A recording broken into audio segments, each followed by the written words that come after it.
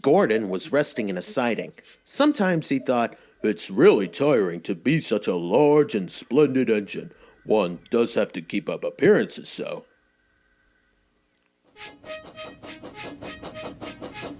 Beep, beep, beep, beep! "Hello, lazy bones," whistled Henry.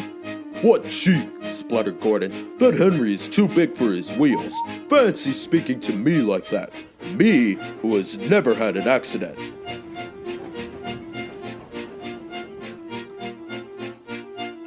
"Aren't jammed whistles and burst safety valves accidents?" asked Percy innocently. "No, indeed. High spirits. Might happen to any engine.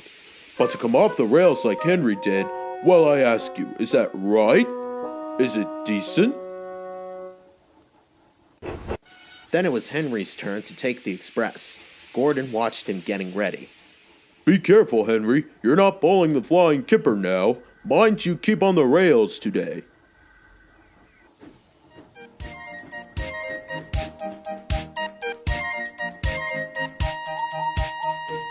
Henry went off in a huff.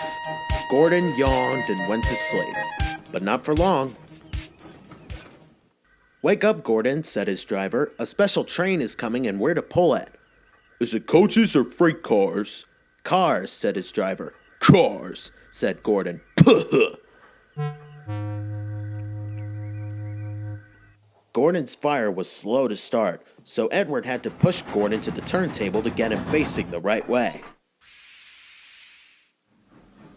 I won't go, grumbled Gordon.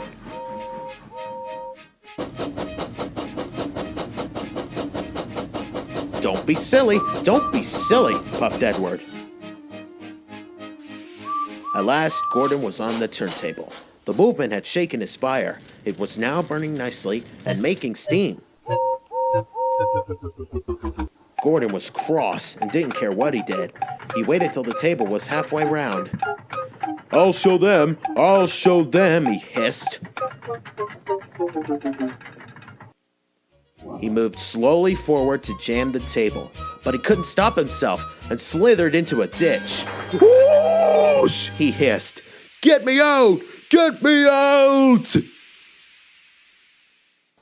Not a hope, said his driver and fireman. You're stuck, you silly great engine. Don't you understand that? They telephoned Sir Topham Hatt. So Gordon didn't want to take the special train and ran into a ditch? What's that you say? The special's waiting? Tell Edward to take it, please. And Gordon, leave him where he is. We'll get him out later. On the other side of the ditch, some little boys were chattering. Oh, doesn't he look silly? They'll never get him out. They began to sing. Silly old Gordon fell in a ditch, fell in a ditch, fell in a ditch. Silly old Gordon fell in a ditch, all on a Monday morning. Gordon lay in the ditch all day.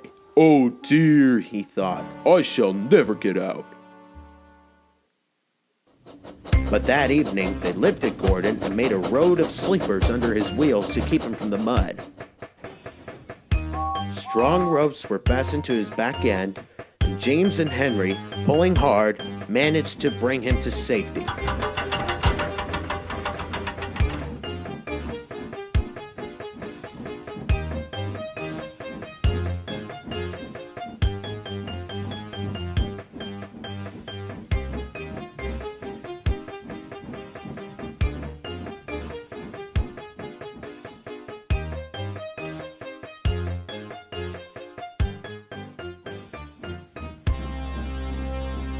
Late that night, Gordon crawled home, a sadder and wiser engine.